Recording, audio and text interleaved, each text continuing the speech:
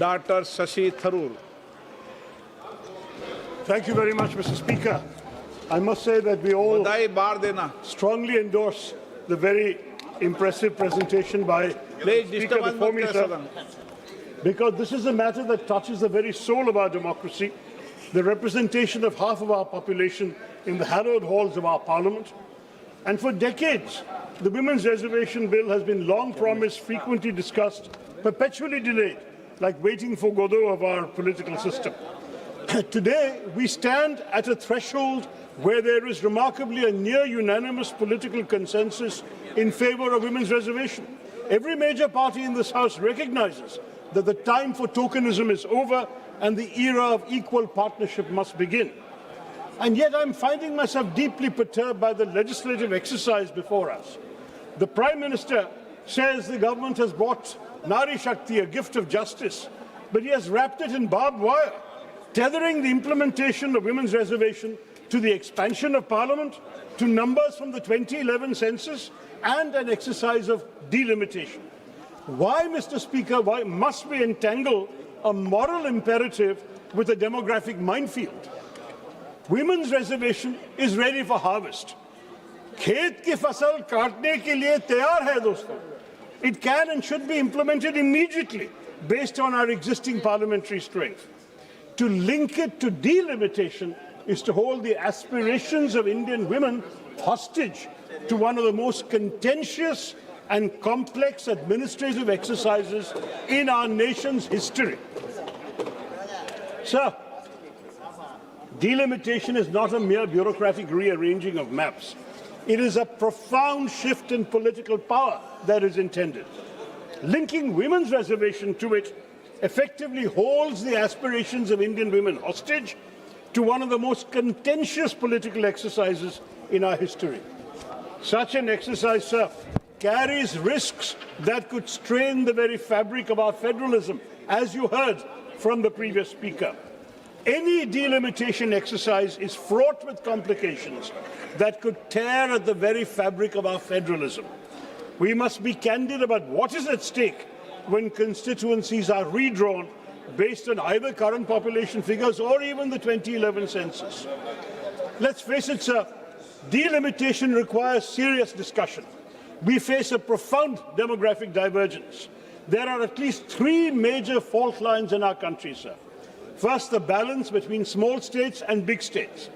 Second, the balance between states, particularly in the south like Tamil Nadu or Kerala, which have diligently implemented national goals of population control and invested in inclusive human development, and those states, mainly in the north, who have not. Yet in future delimitations, states that have failed to curb population growth would be rewarded with greater political weight, and we must ask if this is the message we wish to send, that governance excellence leads to political irrelevance. Third factor, sir, the balance between the states that are the engines of our economy, contributing more to the national exchequer than they receive, and those that are net recipients of central funds. A delimitation based purely on population would further marginalize the voices of those states that provide the lion's share of resources that keeps our union afloat. We risk creating a tyranny of the demographic majority, where a handful of large, poor states could theoretically determine the fate of the entire country, leaving smaller states and those with distinct linguistic and cultural identities and economic contributions feeling like bystanders in their own country. Conversely, states with high population growth but lower economic productivity could gain outsized political power without corresponding fiscal responsibility. What happens, sir, to cooperative federalism? You have proposed delimitation with such haste, the same haste that you showed on demonetization. And unfortunately, we all know what damage that did to the country. Delimitation, sir, will turn out to be political demonetization. Don't do it, sir. Now, I want to say the 50% formula that suddenly the Home Minister came and presented to us yesterday regarding the delimitation exercise, promising that no state will lose its current number of seats, total House strength will increase by 50%, This remains a precarious political assurance and not a legislative certainty, because the pledge is fundamentally contradicted by the existing text of the legislation itself, which gives total freedom to the Delimitation Commission appointed by the government, whose decisions cannot be challenged in a court of law. Since this formula, what Shri Amit Shah said, is not codified as an immutable constitutional or legislative safeguard, it could be easily discarded or altered by a simple parliamentary majority, offering no guarantee that it will survive beyond the very short term. Furthermore, expanding the Lok Sabha to an 850-member House would create the legislature that is by far the largest in any democracy in the world, resulting in a body that will be unwieldy and unworkable. This is especially true, sir, in an era where the government has been systematically reducing the duration of parliament sittings. Whereas the first and second Lok Sabhas met for an average of 125 days a year, the 16th and 17th Lok Sabhas saw that figure plummet to just below 60 days, sir. In such a constrained schedule, what will your job be, sir? An 850-member chamber would require at least a doubling of the time currently allotted to question hour, 0 hour, for a majority of MPs. मेरे कार्यकाल में होगा तो सबको मौका दे दूंगा। Sir, for a majority. देर रात कल भी इसी महिला संशोधन बिल पर रात को 1:25 तक सभी महिला सदस्यों को मौका दिया, सबको। देखिए, लेकिन ये भी आपके बारे में भी चिंता है, सर।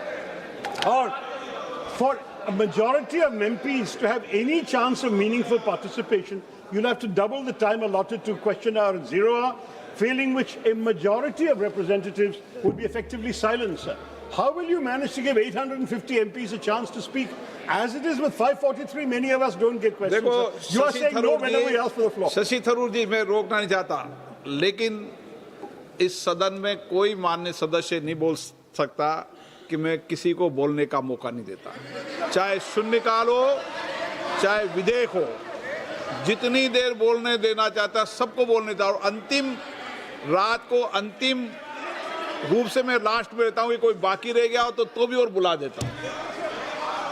850 होते हैं, 850 होते हैं, तो आपका हाल क्या होगा मुझे पता नहीं। Anyway, another concern, sir. राजा जी फर्स्ट टाइमर को विशेष रूप से बोलने का मौका देता हूं, कोई फर्स्ट टाइमर ऐसा नहीं बोल सकता कि मुझे बोलने का मौका नहीं। Sir, let me continue, sir. Another concern is while the size of the Lok Sabha is being expanded in the government's proposal, there is no corresponding proposal to increase the strength of the Rajya Sabha. Raises a serious structural concern, sir. This alters the relative balance between the two houses. In the event of a joint sitting, the significantly larger Lok Sabha would dominate the voting process, and the imbalance would also extend to the elections of President and Vice President, where each MP casts an equal vote. So we are amplifying our own House and our own weight without, unfortunately, giving any heed to our colleagues in the upper house. And you can imagine, if the upper house is the chamber of states, then you can understand the concern of states that their weightage is not being respected, sir. Now, these are all problems, Mr. Speaker, that cannot be solved by a simple calculator. They require a great compromise. A historic settlement is needed in our country that ensures that no region feels diminished. And, sir, even though one of the BJP speakers had criticized me for making some suggestions from international examples, let me say there is no harm in looking to international examples where diverse unions have grappled with this exact tension. In 1787, the American framers, for example, faced a deadlock between large and small states.